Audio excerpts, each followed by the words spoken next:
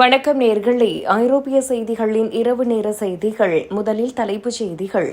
பிரித்தானியாவில் வேலையில்லாதவர்களுக்கான நிதியிலிருந்து புலம்பெயர்ந்தோருக்கு ஆங்கிலம் கற்பிக்க பாரிய செலவு.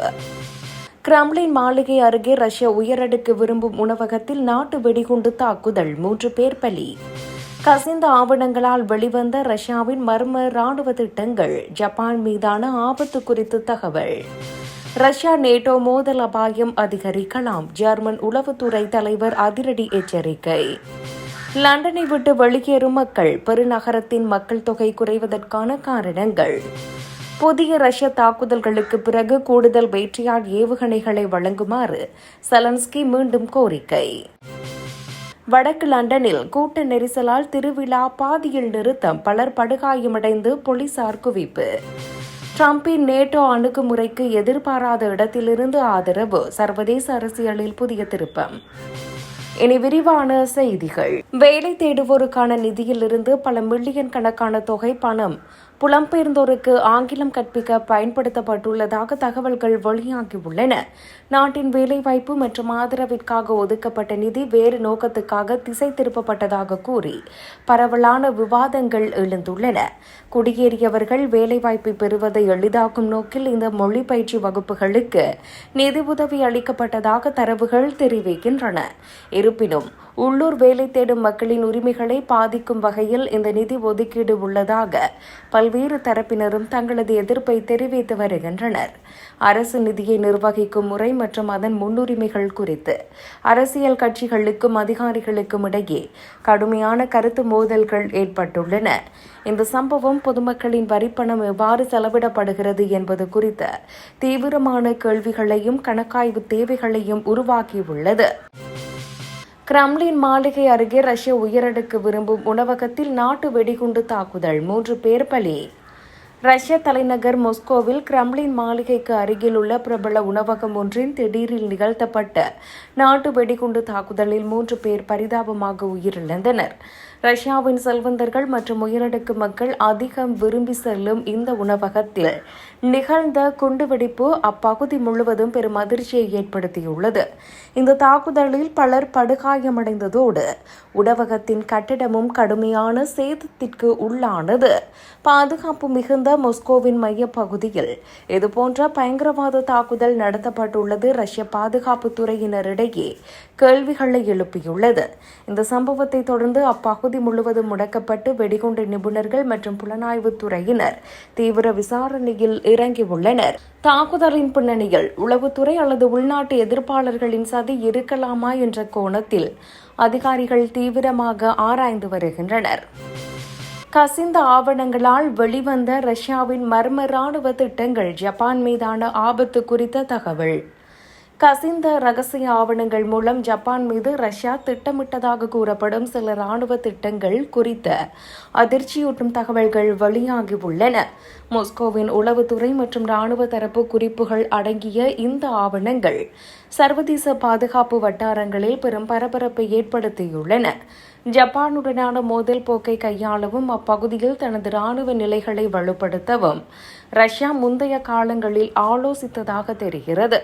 இந்த தகவல்கள் ஆசிய பசிபிக் பிராந்தியத்தில் நிலவும் புவிசார் அரசியல் பதற்றங்களையும் ஜப்பானின் பாதுகாப்பு அச்சங்களையும் மேலும் அதிகரித்துள்ளன.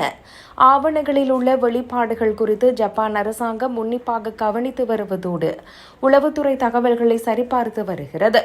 உலக நாடுகளுக்கிடையே போர் அபாயங்கள் அதிகரித்து வரும் தற்போதைய சூழலில் இந்த ரகசிய கசிவு பெரும் ராஜதந்திர விவாதத்தை உருவாக்கியுள்ளது. ரஷ்யா நேட்டோ மோதல் அபாயம் அதிகரிக்கலாம், ஜெர்மன் உளவுத்துறை தலைவர் அதிரடி எச்சரிக்கை. ரஷ்யாவுக்கும் நேட்டோ நாடுகளுக்கும் இடையே நேரடி மோதல் வெடிக்கும் ஆபத்து எதிர்காலத்தில் மேலும் அதிகரிக்க வாய்ப்புள்ளதாக ஜெர்மன் உளவுத்துறை தலைவர் எச்சரித்துள்ளார். மாஸ்கோவின் தற்போதைய ராணுவ நகர்வுகள் மற்றும் நடவடிக்கைகளை கண்காணிக்கும் போது ஐரோப்பாவிற்கு பாதுகாப்பு அச்சுறுத்தல் தீவிரமடைந்துள்ளதாக அவர் குறிப்பிட்டுள்ளார். இந்த எச்சரிக்கை ஐரோப்பிய நாடுகளிடையே பெரும் கவலையை ஏற்படுத்தியுள்ளதோடு பாதுகாப்பு மற்றும் உளவுத்துறையை மேலும் பலப்படுத்த வேண்டிய அவசியத்தை வலியுறுத்தியுள்ளது. ரஷ்யாவின் ஆக்கிரமிப்பு போக்கு எல்லை தாண்டி மற்ற நாடுகளுக்கும் பரவக்கூடும் என்பதால் நேட்டோ நாடுகள் மிகுந்த விழிப்புடன் இருக்க வேண்டும். உக்ரைன் போரை மையமாக கொண்டு உருவாகியுள்ள இந்த பதற்ற சூழல் உலக நாடுகளை மற்றொரு உலகப் போர் குறித்த அச்சத்திற்கு தள்ளியுள்ளது. நிலைமையை கட்டுக்குள் கொண்டு வரவும் சாத்தியமான அச்சுறுத்தல்களை எதிர்கொள்ளவும் மேற்கத்திய நாடுகள் தங்களது பாதுகாப்பு உத்திகளை தீவிரமாக மறு ஆய்வு செய்து வருகின்றன. லண்டனை விட்டு வெளியேறும் மக்கள் பெருநகரத்தின் மக்கள் தொகை குறைவதற்கான காரணங்கள். இங்கிலாந்தின் தலைநகரான லண்டனில் இருந்து வெளியேறும் மக்களின் எண்ணிக்கை தொடர்ந்து அதிகரித்து வருவதால் பல மாவட்டங்களில் மக்கள் தொகை குறைந்து வருகிறது. விண்ணை முட்டும் வீட்டு வாடகைகள், வாழ்க்கை செலவு உயர்வு மற்றும் சொத்துக்களின் விலை அதிகரிப்பே மக்கள் லண்டனை விட்டு வெளியேற முக்கிய காரணமாகும். லண்டனின் நெரிசலான மற்றும் செலவு மிகுந்த வாழ்வியலை தவிர்த்து அமைதியான புறநகர் பகுதிகளை நோக்கி மக்கள் இடம்பெயர்ந்து வருகின்றனர். இந்த தொடர்ச்சியான வெளியேற்றத்தால் லண்டனின் முக்கிய பகுதிகள் மற்றும் வட்டாரங்களில் மக்கள் தொகை கட்டமைப்பில் குறிப்பிடத்தக்க மாற்றங்கள் ஏற்பட்டுள்ளன. அதிகப்படியான வாழ்க்கை செலவினங்களால் நடுத்தர வர்க்கத்தினரும் குடும்பங்களும் தலைநகரில் வாழ்வது பெரும் சவாலாக மாறியுள்ளதாக புள்ளி விவரங்கள் காட்டுகின்றன. லண்டனை விட்டு வெளியேறும் மக்களின் இந்த அலை நகரின் பொருளாதார மற்றும் உள்கட்டமைப்பு வளர்ச்சி மீது நீண்டகால தாக்கத்தை ஏற்படுத்தக்கூடும். புதிய ரஷ்ய தாக்குதல்களுக்கு பிறகு கூடுதல் பேட்ரியாட் ஏவுகணைகளை வழங்குமாறு செலன்ஸ்கி மீண்டும் கோரிக்கை. உக்ரைன் மீது ரஷ்யா தொடர்ந்து நடத்தி வரும் கடுமையான வான்வழி தாக்குதல்களை தொடர்ந்து அதிபர் வோலோடிமிர் செலன்ஸ்கி கூடுதல் வான் பாதுகாப்பு அமைப்புகளை கோரியுள்ளார். குறிப்பாக நாட்டின் முக்கிய நகரங்களை பாதுகாக்க பேட்ரியாட் ஏவுகணை தற்காப்பு அமைப்புகளை உடனடியாக வழங்க வேண்டும் என அவர் சர்வதேச நாடுகளுக்கு வலியுறுத்தியுள்ளார். உக்ரைனின் உள்கட்டமைப்புகளையும் அப்பாவி பொதுமக்களையும் குறிவைத்து ரஷ்யா தீவிரமான வான்வழி தாக்குதல்களை தொடர்ந்து வருவதாக அவர் கூறினார். போதுமான வான் பாதுகாப்பு உபகரணங்கள் இல்லாததை பல உயிரிழப்புகளுக்கும் பெரும் சேதங்களுக்கு முக்கிய காரணம் என உக்ரைன் தரப்பு கவலை தெரிவித்துள்ளது.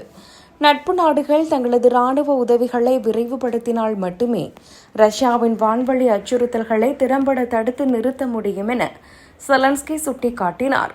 உக்ரைனின் இந்த கோரிக்கையை ஏற்று சில மேற்கத்திய நாடுகள் புதிய பாதுகாப்பு உதவிகளை வழங்குவது குறித்து அவசர ஆலோசனையில் ஈடுபட்டு வருகின்றன.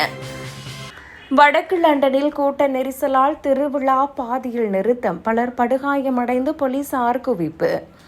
வடக்கு லண்டனில் நடைபெற்ற இசை திருவிழா அளவுக்கு அதிகமான மக்கள் திரண்டதால் கடுமையான கூட்ட நெரிசல் ஏற்பட்டுள்ளது.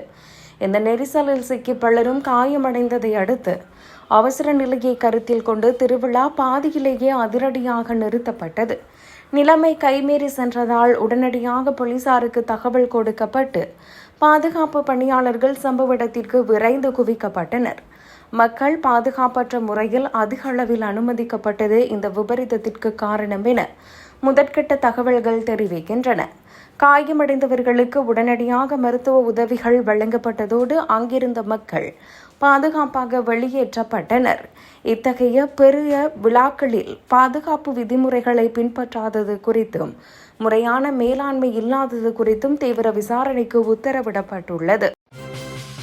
டிரம்பின் நேட்டோ அணுகுமுறைக்கு எதிர்பாராத இடத்திலிருந்து ஆதரவு, சர்வதேச அரசியலில் புதிய திருப்பம்.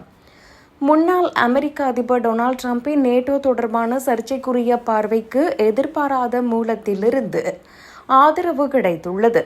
நேட்டோ அமைப்பில் உள்ள மற்ற உறுப்பு நாடுகள் தங்களது பாதுகாப்பு செலவினங்களை அதிகரிக்க வேண்டும் என்ற டிரம்பின் நிலைப்பாட்டை இது உறுதிப்படுத்துகிறது.